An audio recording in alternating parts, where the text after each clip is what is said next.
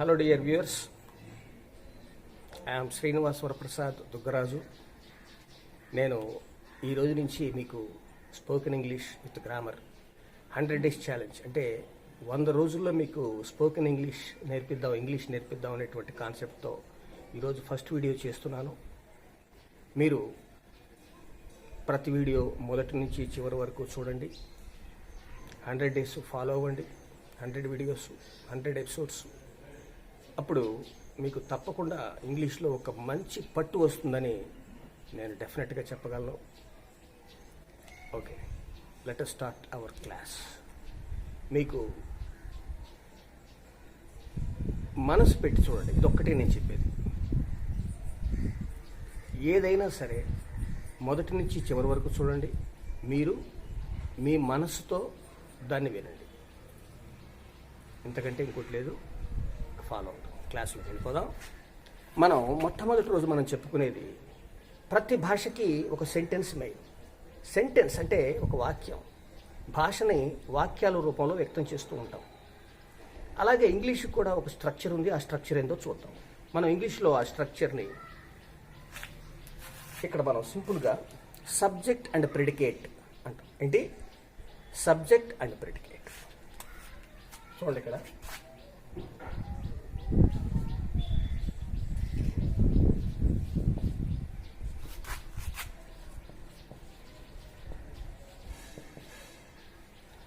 Subject plus predicate is sentence.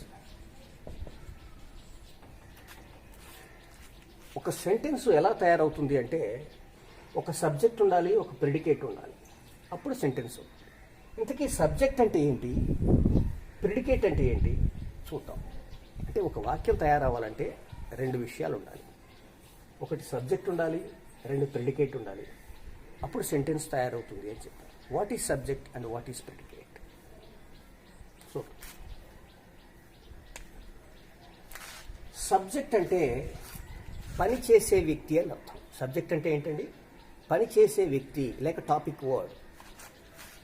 పని చేసే వ్యక్తి లేక topic word, doer of the action.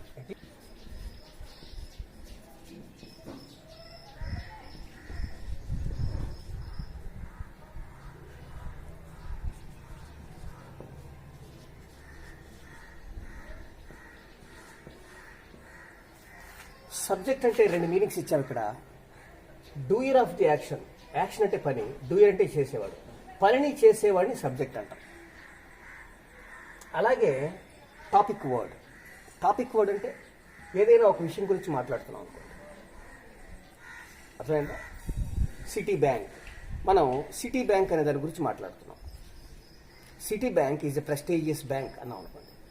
City bank చాలా ప్రెస్టీజియస్ బ్యాంక్, ఒక గొప్ప బ్యాంక్ అని చెప్పాం. అంటే మన టాపిక్ వర్డ్ ఏంటి ఇక్కడ? City bank. So that is subject. So subject అంటే doer of the action or topic word. ఈ 2 గుర్తుంచుకోండి. ఇక ప్రిడికేట్ అంటే ఏంటి? ప్రిడికేట్లో ఏమేమి ఉంటాయి?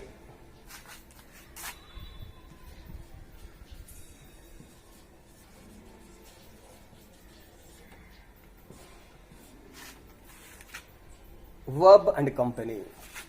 దీన్ని మనం మన ఆంధ్రాలో, ఇండియాలో లేదా మన ఆంధ్రాలో వెర్బ్ అంటూ ఉంటారు చిన్నప్పటి నుంచి. అదొక అలవాటు. కానీ యాక్చువల్గా దీన్ని పలకాల్సిందే వర్బ్ అనాలి.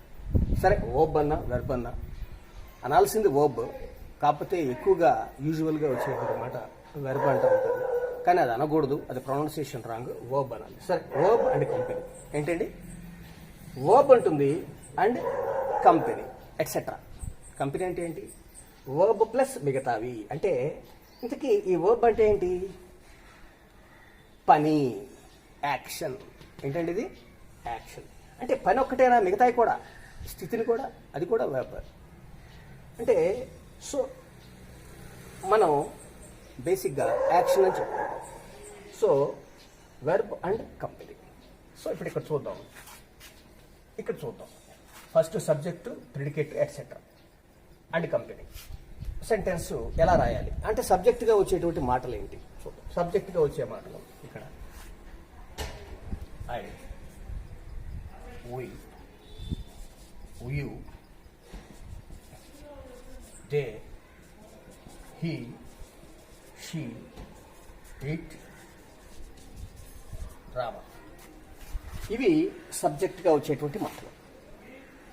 చూడండి చాలా జాగ్రత్తగా. సబ్జెక్ట్గా వచ్చే మాటలు I, we, you, they, he, she, it, Rama. 8 words. ఎన్ని వర్డ్స్ అండి? 8 వర్డ్స్. ఈ 8 వర్డ్స్ని 2 గ్రూపులు చేద్దాం. ఐ, వి, యు, దే ఒక group, he, she, it, Rama ఒక గ్రూప్ అనుకుందాం. అంటే సబ్జెక్టుగా వాడబడే మాటలు 8. రామ అంటే రాముడు ఒక్కడనే కాదు, ఎవరైనా సరే.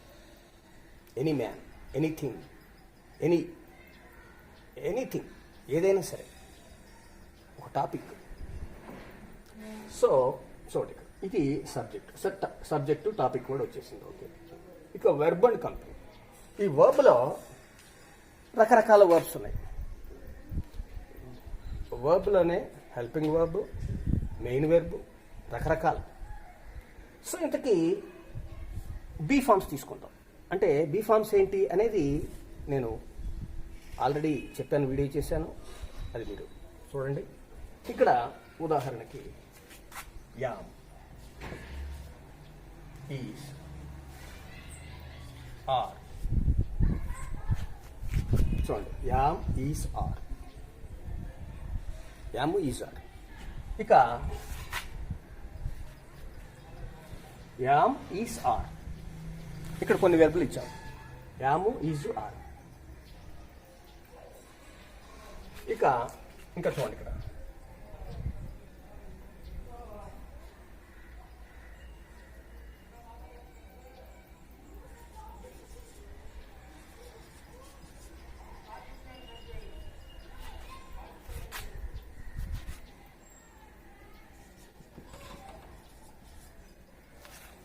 ఇక్కడ కొన్ని వెర్బ్స్ ఇచ్చాను చూడండి. యాము, ఈజు, ఆరు, వజు, వర్రు, విల్ బి.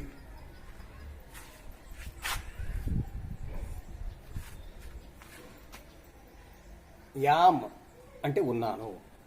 అయామ్ అన్నాం అనుకోండి, నేను ఉన్నాను, నేను ఇప్పుడు ఉన్నాను. అయామ్ నేను ఉన్నాను. ఐ వాజ్ అన్నాం అనుకోండి, నేను గతంలో ఉన్నాను అని మీనింగ్. ఐ వాజ్ అంటే ఏంటి? నేను గతంలో ఉన్నాను.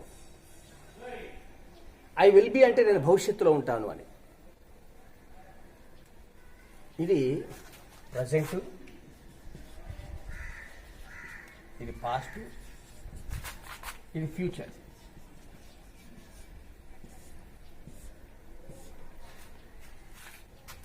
ఇప్పుడు మీకు అర్థమవుతుందా? ఐ వచ్చినప్పుడు మాత్రమే యామ్ వాడాలి. ఇక వి వచ్చింది. వి వచ్చినప్పుడు వీఆర్ అంటే మేము ఇప్పుడు ఉన్నాం, ప్రజెంట్లో ఉన్నాం. వీవర్ మేము గతంలో ఉన్నాం. వజ్ అంటే ఈ వజ్ వర్రు గతంలో ఉండుట అని అర్థం. ఇటుకేంటి? గతంలో ఉండుట.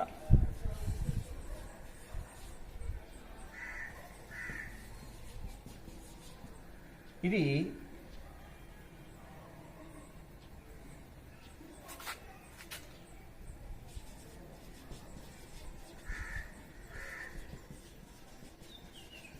ఇది ఇప్పుడు ఉండుట, ఇది భవిష్యత్తులో ఉండుట.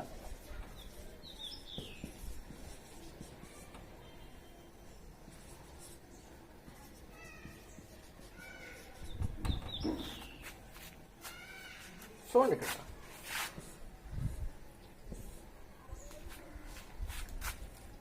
కొన్ని వర్డ్స్ ఇచ్చాను. యామ్ ఈజర్ అంటే ఇప్పుడు ఉండుట అని మీనింగ్. వజ్జువర్ అంటే గతంలో ఉండుట అని మీనింగ్. విల్ బి అంటే భవిష్యత్తులో ఉండుట అని మీనింగ్. చాలా జాగ్రత్తగా రండి. ఇప్పుడు అయామ్, ఐ వచ్చినప్పుడు యామ్ వాడాలి. ఐ వచ్చినప్పుడు ఐ వచ్చినప్పుడు ఏం వాడాలి? యామ్ వాడాలి. అలాగే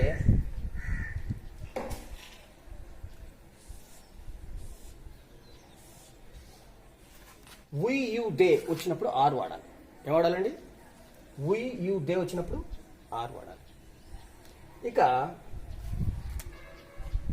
హీ షీ ఇట్ రామ వచ్చినప్పుడు చూడండి,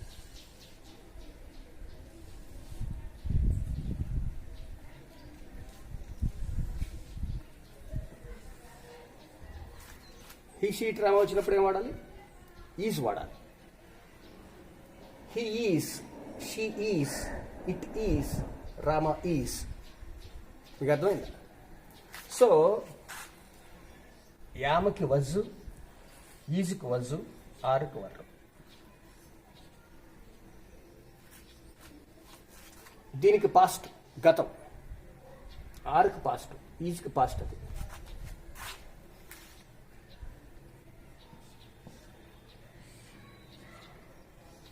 చూడండి.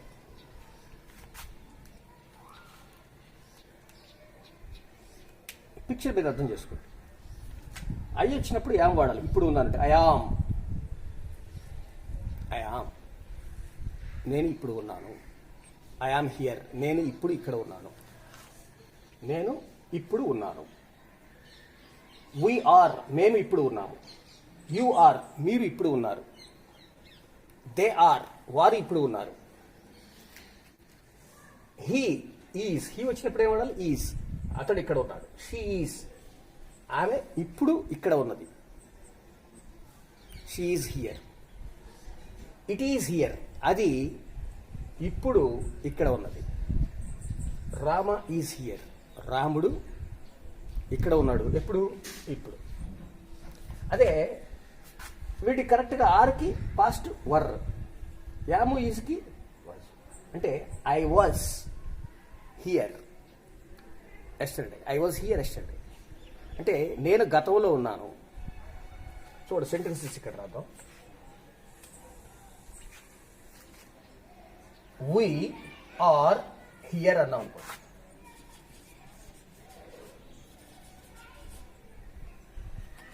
మేము ఆర్ అంటే ఉన్నాము, ఇప్పుడు ఉన్నాము. హియర్ ఇక్కడ, మేము ఇప్పుడు ఇక్కడ ఉన్నాము. మేము ఇప్పుడు ఇక్కడ ఉన్నాము అని.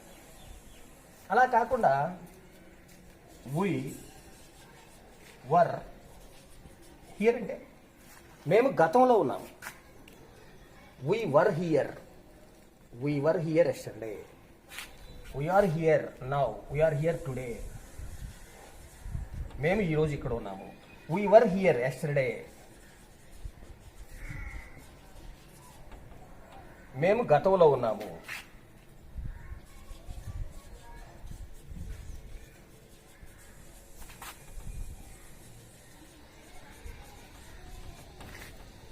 we will be here tomorrow, we will be here tomorrow. Will be అంటే ఏంటి? భవిష్యత్తులో ఉండుట. విల్ బి అంటే భవిష్యత్తులో ఉండుట. చూడండి, we will be here tomorrow, మేము భవిష్యత్తులో ఇక్కడ ఉంటాం. మీకు అర్థమైందా? సో ఆర్ ఇప్పుడు ఉండుట, వర్ గతంలో ఉండుట, విల్ బి భవిష్యత్తులో ఉండుట. మీకు అర్థమైందా? ఈ యారో బార్స్ గుర్తుపెట్టుకోవాలి. ఐ వచ్చినప్పుడు ప్రజెంట్లో యామ్ వాడాలి. వి యూ దే వస్తే ఆర్ వాడాలి. హీ షీ ఇట్ రామ వస్తే ఈజ్ వాడాలి. వీటి కరెక్ట్గా పాస్ట్ టెన్స్ గతంలో వాటికి ఏం వాడతాం? ఇదిగోండి, ఈ రెండింటికి వజ్ వాడతాం, దీనికి వర్ వాడతాం. మళ్ళీ ఈ రెండింటికి భవిష్యత్తులో ఉండుట అంటే విల్ బి వాడతాం. ఇప్పుడు నేను రేపు అమెరికాలో ఉంటాను అని చెప్పాలనుకోండి. రేపు ఉండటాన్ని, భవిష్యత్తులో ఉండటాన్ని ఏమంటాం? విల్ బి అంటాం. I will be in USA tomorrow, రేపు నేను అమెరికాలో ఉంటాను. విల్ బి అందుకని ఐ వచ్చినప్పుడు ఇప్పుడైతే యామో, గతంలో అయితే వజ్, భవిష్యత్తులో అయితే విల్ బి. అలానే ఉదాహరణకి షీ వచ్చినప్పుడు ఏం వస్తుందో చూద్దాం. షీ వస్తే ఇప్పుడు ఈజ్ రావాలి. ఇది ఏరో మార్క్. షీ ఈజ్ హియర్, ఆమె ఇక్కడ ఇప్పుడు ఉంది. అదే గతంలో అయితే ఏరో మార్క్. షీ వాజ్ హియర్, ఆమె గతంలో ఇక్కడ ఉంది. భవిష్యత్తులో షీకి ఈ షీ ఏరో మార్క్ ఇలా వచ్చి ఇలా వచ్చి ఇలా వచ్చి ఇలా వచ్చి she will be here tomorrow, రేపు ఆమె ఇక్కడ ఉంటుంది. సో మీకు అర్థమైందా ఈ కాన్సెప్ట్? దీన్ని ఒక్కసారి మీరు కావాలంటే స్క్రీన్ షాట్ తీసుకోండి. ఇది బాగా గుర్తుపెట్టుకోండి. మీకు అర్థమైంది కదా?